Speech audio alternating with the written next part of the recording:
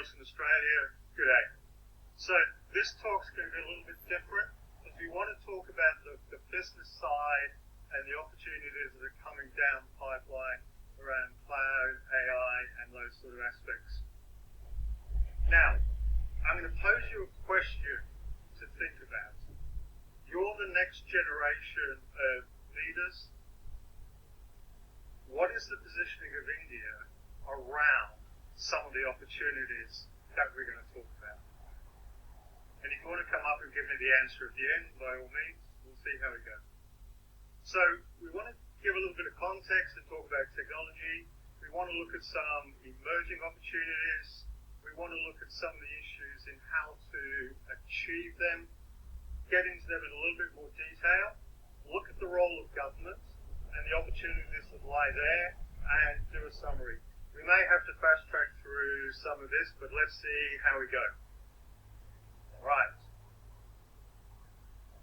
Who thinks we're living in an exciting, dynamic, vibrant time? Anybody? 500 years worth of change is happening in somebody's lifetime. This is one of the most dynamic times humanity has ever lived in. We have unprecedented wealth. We have unprecedented access to information, to solve problems, to create opportunities. So, who feels confident about their future and the changes around technology? Anyone? What? Okay. Does anybody feel concerned that life's moving too fast? They can't keep up. They don't know what's going to happen. Two at the back, I love your honesty. Thank you very much. And who feels that they're not supported? Who feels a mixture of all three emotions? Beautiful. Okay. If we had a bit more time, we'd explore this a bit further, but let's move on. Whether we know it or not, whether we like it or not, there is massive change coming down the pipeline. You are going to be impacted by technology through the services that you use. You already see the tuk-tuks now. They've got an electronic meter, they've got a Google map, and you've got that real cool barcode payments system. So whether you want to hide from technology or not, you're going to be impacted by the services that you use. Government is going to provide services using big data, analytics, and AI, and you're going to be impacted by them. And then there's how do we do the safety, the security, the protection. And whether you're a government agency, a small business, a medium business, a large business, or personally, it's how do we manage at scale the implementation and the outcomes. I'll share the slides with you three at the end, don't worry. Okay, is there anybody in the room who's a guru on quantum computing? Does anybody know what quantum computing is? No? Come on, you're IT computer design engineers, yeah? You should know 3 times as much about quantum computing as I do. Computing at the moment says yes, no, ones and zeros. Quantum computing is multi-state, so it's faster, quicker, that sort of thing. Now, quantum computing, once it's started to get rolled out, can crack all of our existing encryption. The gurus tell me this. The American government has issued a mandate that by 2030, for national defense reasons, everything else, America has to be secure for quantum computing. That's 6 years away. Now, HSBC as a bank brought out in December the first standard for institutional banking FX trades that should resist quantum computing. Now, there's a whole bunch of implementation issues, there's regulatory, get all that. So, Quantum computing is going to impact us way before 2030. So, if you're looking to start your own business, you're looking for a career path, why not get into encryption and why not get into quantum computing? Because the demand is going to be there in 2-3 years' time. Just as the time you graduate and you become the CEO of the next billion-dollar security company. So, let's look at some emerging openings. Now, a little bit of a complicated slide. At the bottom, you've got the core platform of which society operates. Mobile computing, the internet, social media, and all of those ones. That is going to drive the entire society. That will be managed and operated using AI. Yes, we still have to manage some legacy bits and how we transition across is what we're going to have to work out. Things like infrastructure as a service, software as a service, platform as a service. Software as a service is Google Mail. That's all coming down the pipeline, and AI is going to get involved in that. Project management as a service, business analysis as a service, testing as a service. All of these services are going to be coming at you out of the cloud with new business opportunities around it.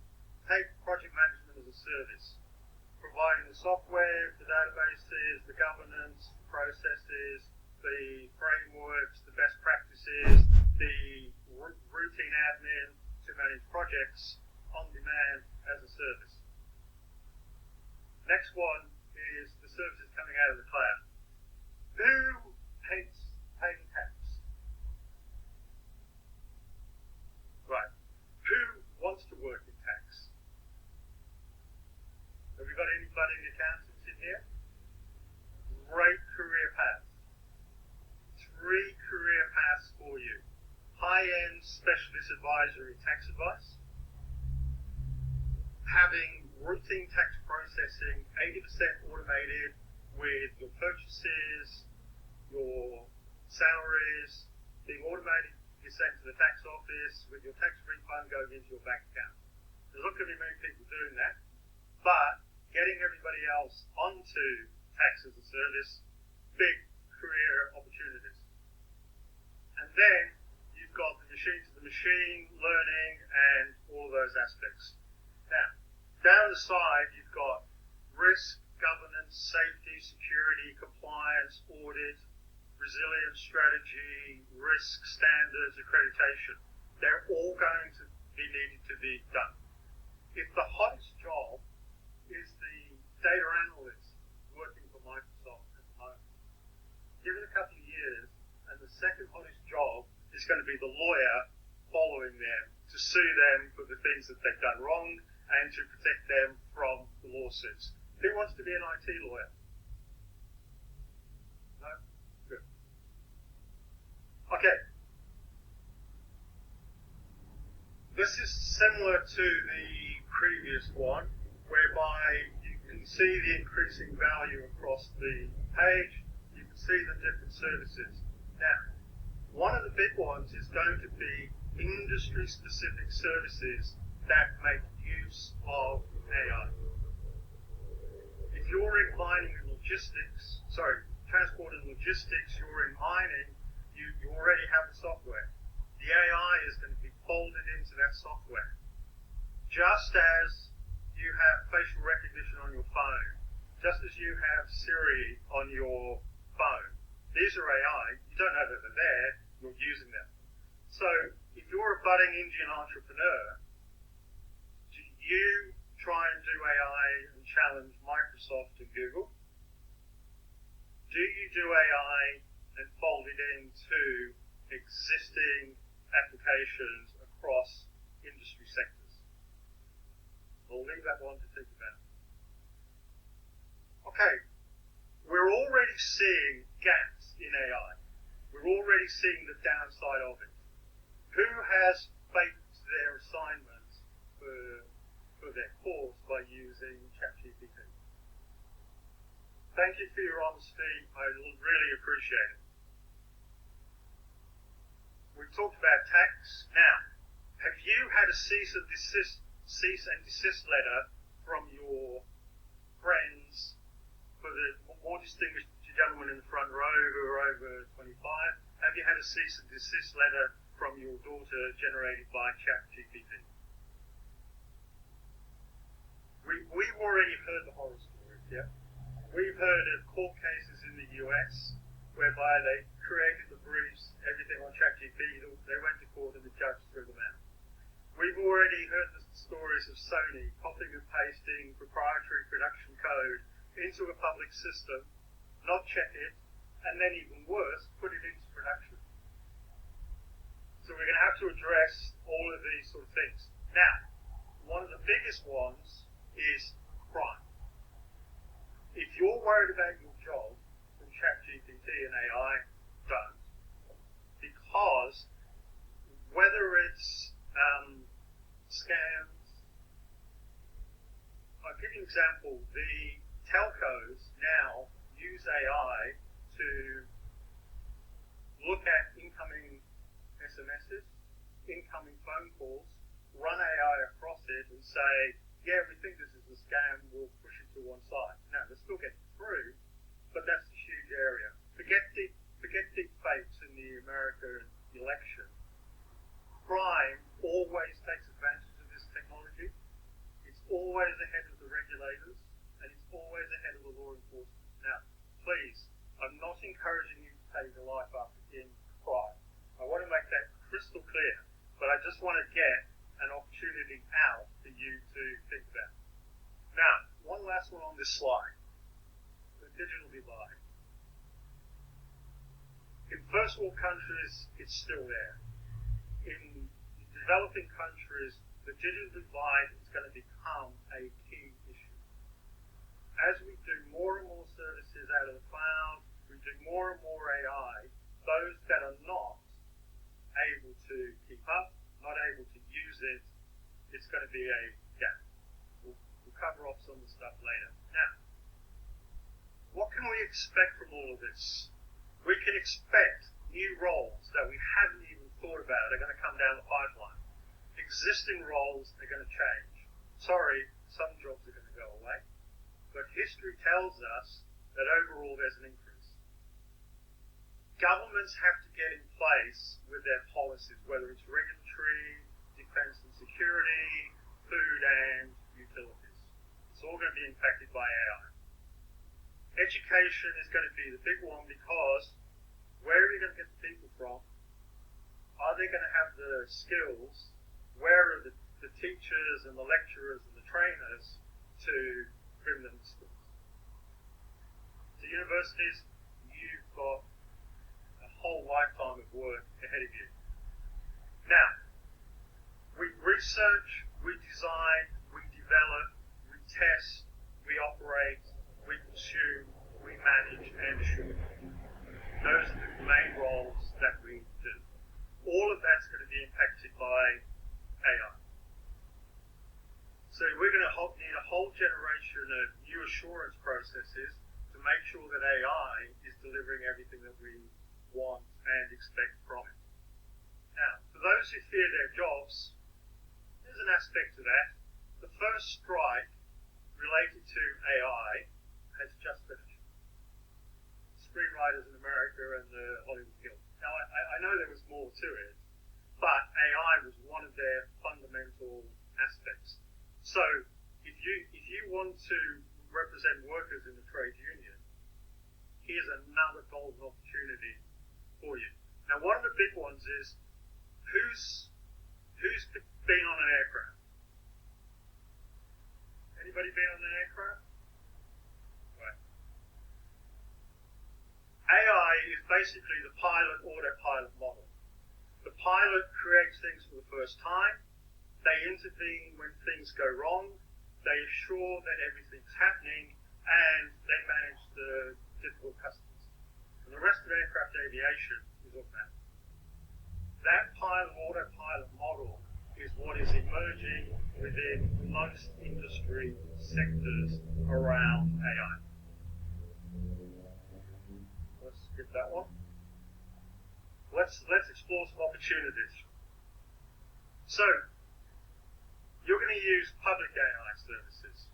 Large organizations are going to have their own private AI services.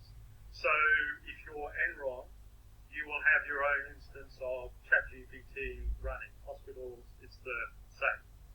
AI is going to get embedded into a whole bunch of areas as well as being standalone. There's going to be the sector specific. Now, one of the big ones is open loop and closed loop data.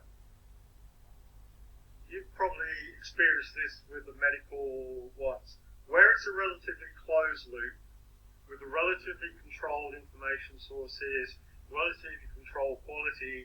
AI works really well.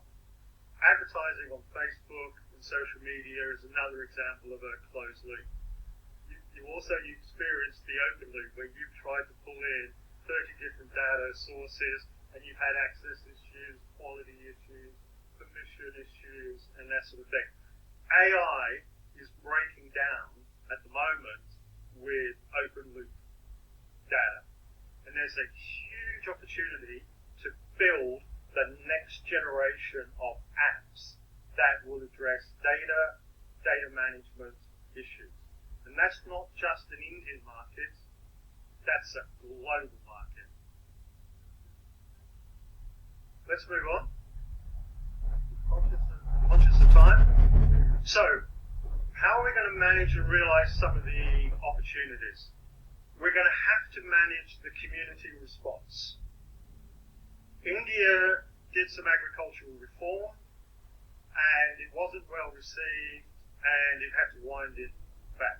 And it happened to many other countries. We need to take the community with us on the AI transformation. There's going to be government policy, there's going to be education again, and there's going to be the business management issues to work through. So, some of the bits that we'll need to put in place is how we manage things. Change the environment, instill the behavior, manage the outcomes. Leaders will need to be the change they wish to see and treat others as you would be treated. One of the other ones is consistent and persistent application of proven business principles to manage the outcomes. You cannot just roll out AI if you don't have a business case and you can make money on it. One of the concerns that they're already starting to have with players like ChatGPT, despite all the money backing it behind Microsoft, and I know it's early days, they don't make money. So, more opportunities for you. Let's explore some. So, the traditional, if you're a first mover, you're going to get the competitive advantage, you're going to challenge the incumbents, you're going to do your mergers and acquisitions. Changes in technology do one of two things to an incumbent. They either make it redundant or they strengthen its market position. So if an incumbent responds quickly enough, fast enough, embraces the technology, they become a bigger player. There's all the opportunities around the business changes, the new businesses, the changing businesses, and there's all the emerging opportunities like sector-specific AI, AI embedded within solutions, assurance services, data services, and supporting the operations. Let's skip through because we're running out of time. Let's talk about education.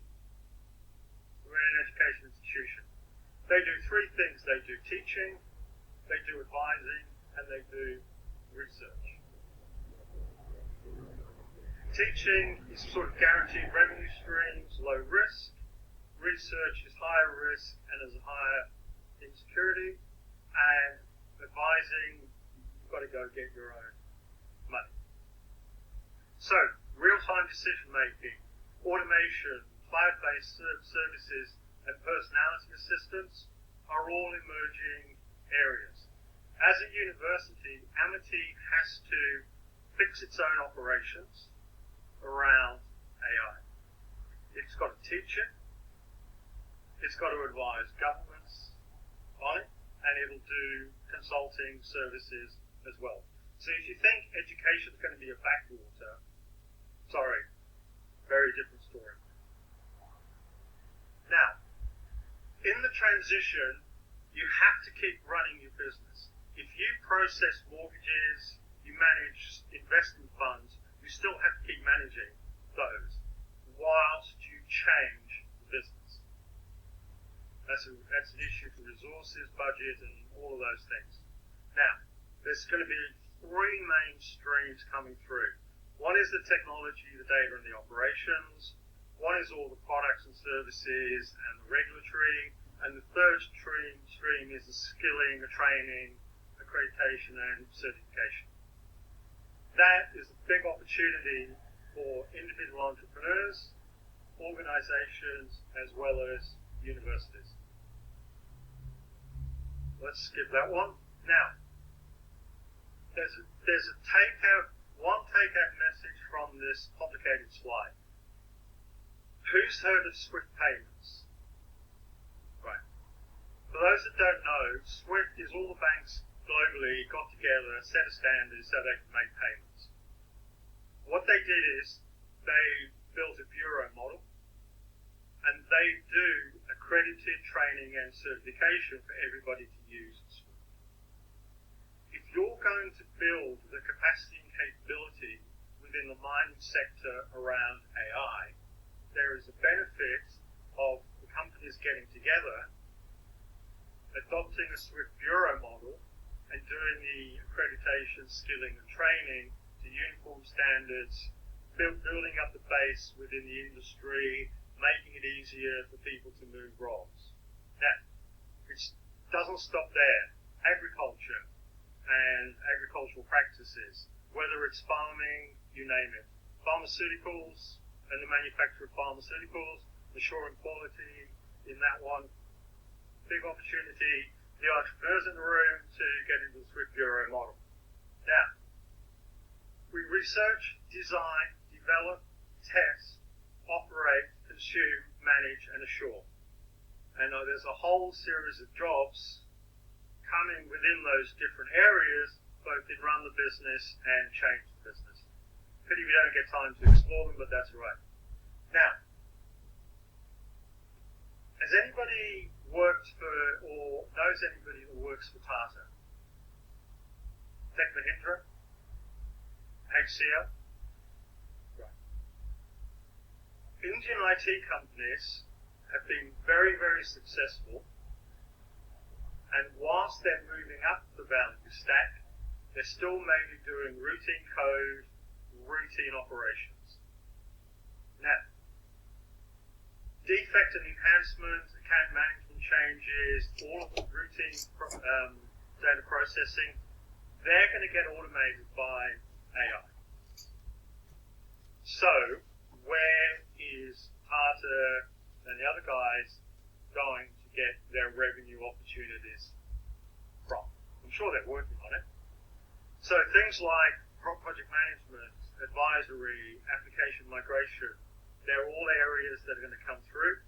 Application migration integration is a huge area. Why? Because AI needs all the information from a whole bunch of different systems to work. There's all the technology services that are coming, and then there's the risk, the audit, and the security that we've talked about before.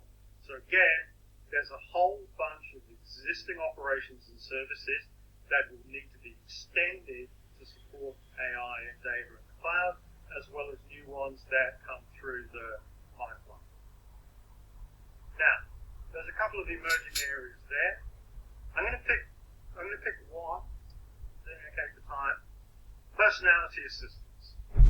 Now, we've all watched the Bollywood movie and the Hollywood movie, and the person knows exactly what to say at exactly the right time to get the exact response that they want from the person and them to do it. Real life is very, very different.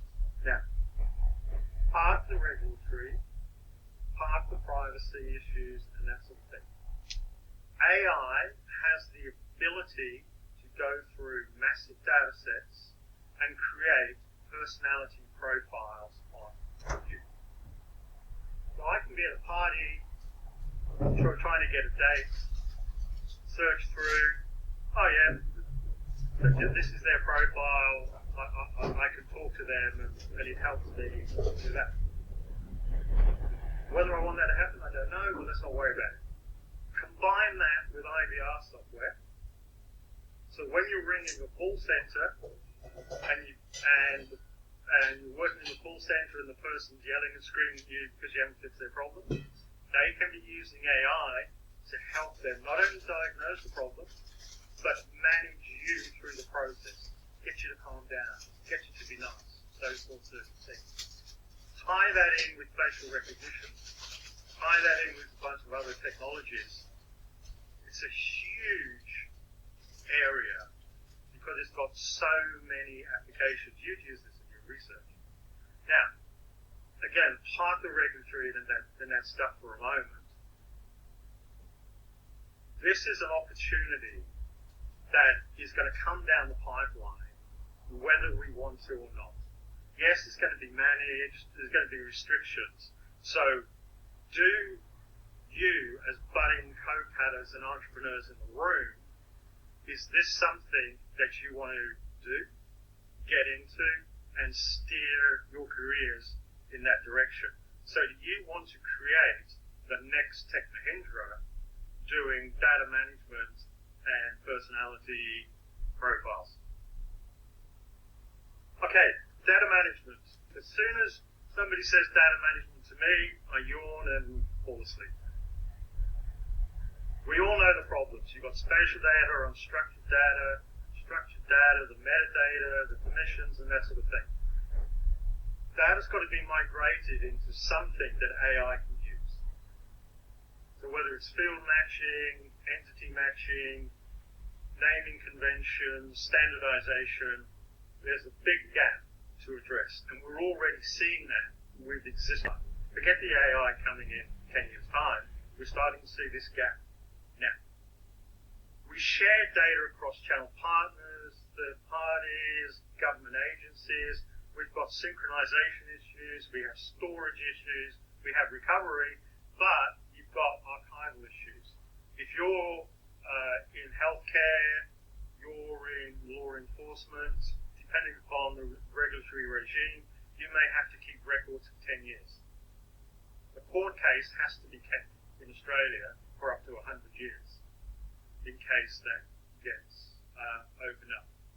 So there's big opportunities around sharing of data, and then there's all of the operational aspects like missions, privacy, and that sort of thing.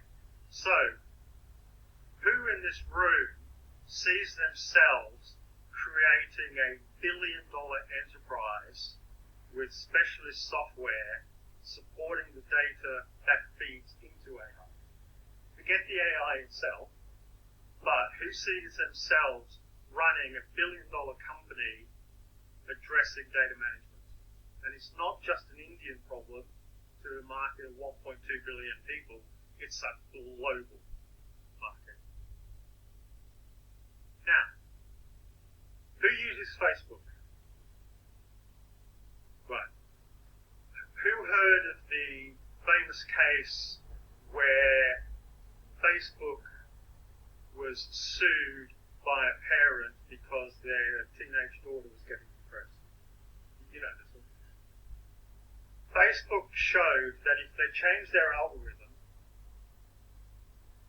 they get less advertising revenue, but people don't get depressed and suicidal. Now, I can't blame Facebook for having a winning strategy and going back to their old algorithm. AI has two component parts, the data and the algorithms. If we're using the algorithms, we have to know that they're learning the right thing. We've talked about the data quality issues and the use of AI in that. Now, if we're processing mortgages and rejecting people's mortgages on the basis of shonky AI, yeah, we take a hit, we pay a fine, and we're gone. When people start dying, it's a very different conversation. So one of the big opportunities still to be figured out is benchmark testing of AI, both on the data side and on the algorithm side. And whether you're into the design and development, whether you're into the auditing, whether you're into the accreditation and certification of it, again, this is a massive area that is still to be unpacked. We don't even know yet enough about how to do benchmark testing, yet alone using AI to benchmark the AI. There's a lot of research opportunities for people in the room. Risk management, against a whole bunch of services coming up in there. Now, we've sort of covered service centers a little bit, which is a big piece in India, and the use of profiling, and we've talked about data migration, so we'll move on. We talked about the criminal opportunities, and let's explore that a bit more. Billing and charging, frauds and fakes, theft, terrorism, sanctions, bribery, and corruption. These are all things businesses have to deal with. Especially global companies, they have to worry about sanctions, especially banks and financial services. AI is being used right now to defraud banks. And banks are using AI to try and stop that. Huge opportunities coming again. So we've talked about some of the business opportunities and that sort of thing. I've got a few moments left. I want to talk about government. Whether you are a democracy or a totalitarian regime, images, videos, deep fakes, offending the dear leader, not offending the dear leader, against your political opposition, we're going to have to deal with it. We don't have most of the answers yet, but again, it's another business opportunity, and you, as you go forward, is this the business opportunity that's going to make you famous? We talked about social media and the misinformation, targeting, campaigning, and media monitoring, all areas with AI. Now, one of the biggest players in AI is not Google, it's not Facebook, it's not Amazon, it's not Apple, it's government, whether at the state, federal, or municipal level. They have to make their own transition, and they're going to need help to do it. All of the services that they provide to you, ports, trains, sewage, water, they're going to need help to transition across. Governments will need to do grants, tax changes, incentives to have AI built, and if the Gujarati government wants to build technology parks, let's say, and they want to go down the data path, then government will be doing the incentives to get the rewards on the economic back end. And regulatory enforcement is going to be a big issue. Whether it's your license and your permits, whether it's national defense, whether it's security, public safety, prosecutions in courts. A simple thing like what evidence they can play in court in a prosecution to win the case or defend the case, big challenges coming down. Again, there's a massive opportunity in services to support government. Now, government has to manage societal uncertainty. It has to manage crime. It has to manage the disruption and everything that's coming down the pipeline. It has to provide the leadership to the societies, and it has to manage the response. So if you're an aspiring politician, here's your roadmap. So let's summarize. When technology transformation becomes a national security issue, when it becomes an educational priority, and when politicians campaign on economic transformation, not against it, but for it, you know that you're going to be well into it. You've got to have the policies, the education, the leadership, and government funding and how it does it is going to be a key aspect. Now, I want to just spend 2 minutes on this slide and then we'll wrap up. So, this is remember I asked you at the beginning of the question around how you see India positioned for technologies. How these pan out, let's not worry about that. Some of them may not have a business case beyond them, some of them will. There's the embedding of AI within routine IT operations and services, enabling people to be freed up and to move up the value stack. That's one area. So, having the AI written so that the routine server administration can be managed totally by AI, one opportunity. Realizing all the services and opportunities around AI, which we've sort of covered off. We've talked about solutions for data provision, data management, and data quality. We've talked about benchmark testing. Now, we've talked about integration of systems and that needs to occur, and how there's going to be a next generation of technology for integrating systems. One of my questions, I'll come to that, and then there's a revision consolidation of application information systems. At the moment, we have an operating system and thousands of apps. There's an app on here for everything. And I know this is underway in different levels of maturity. But why do I worry about applications? I worry about applications because that's how I get information, and that's how I manage a process. With machine-to-machine learning, machine-to-machine integration, facial recognition, IVR, there is no reason that your phone will be like this in 5-10 years' time. It may be, I don't know.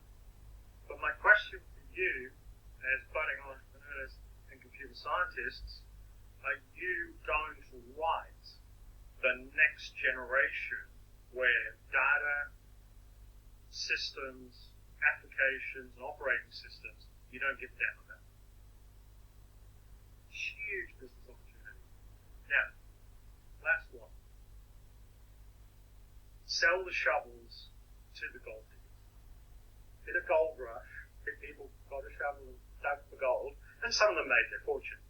The people that made the most money were the shopkeepers selling their shovels, groceries, water, bedding, and everything else. Does India want to be the gold diggers, or does it want to sell them the shovels? That's another question for you all to take home. Okay, let's wrap up and share the slides. There's a couple of links there for more information. And let me say thank you very much indeed. Thank you for listening. It's been a privilege and a pleasure to do this. Quite simply, I don't get to do many of them coming from the business side. We've got 5 minutes for questions, comments. Let's throw it open to the floor. The back row, you raised your hand and you were nodding very wisely at times. Any questions? Any comments? Yeah.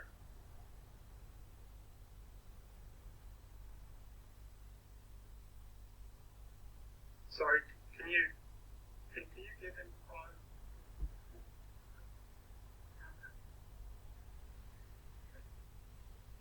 I wanted to ask the same question which you asked us. What the technology after 5 to 10 years? At the moment, India is positioning itself well, but there's a huge gap still to do. Not knowing enough about some of the aspects that goes on in the economy. I'm not seeing the Indian tech companies moving fast enough around some of the new opportunities. They may be, and I just haven't seen it. India has this massive potential in these emerging areas. India's been very, very successful, but it's been at the low end of the technology value stack. Yes, they're doing Tata and those guys are doing bits of it. The small companies are doing bits of it. The business transformation side, the regulatory, the risk, the audit, they're not players. And you should be. And you should be players in some of these, if not all of these, because they're not just an Indian market of 1.2 billion people. It's a global market. And the opportunity is there. And if I was in Australia, I'd be having exactly the same conversation. Does that answer your question? Yes, sir. Thank Thank you. Sir. Sorry, no prize for you.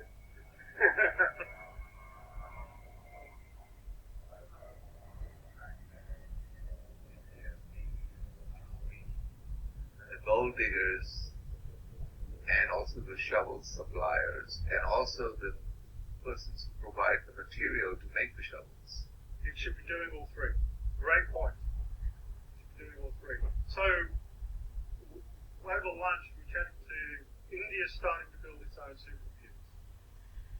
But it started, but it's early days. Yeah. And you're absolutely right.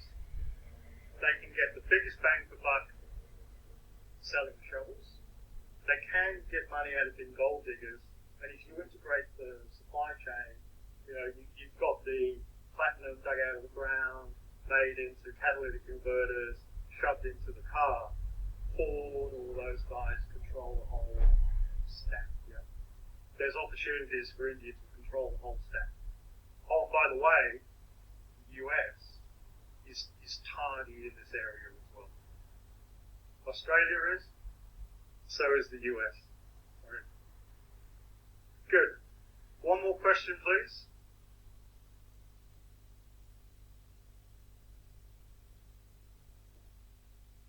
Who wants to go to Australia? Good. That's the final question. Thank you very much.